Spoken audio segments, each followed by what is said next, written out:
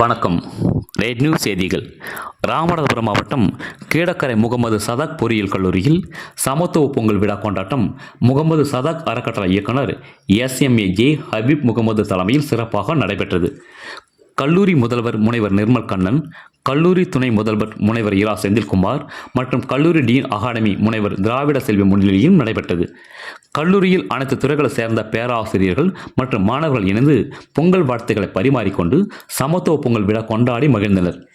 இந்த விழாவில் அனைத்து மாணவர்கள், பேராசிரியர்கள், அலுவலக பணியாளர்கள், துப்புரவு தொழிலாளர்கள், காவலர்கள், வாகன ஓட்டிகள் அனைவரும் கலந்து கொண்டு சிறப்பித்தனர்.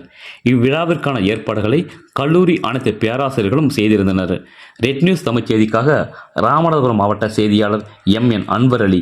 செய்திகளை உடனுக்குடன் தெரிந்து கொள்ள ரெட் நியூஸ் தமிழ் சேனலை சப்ஸ்கிரைப் செய்யவும்.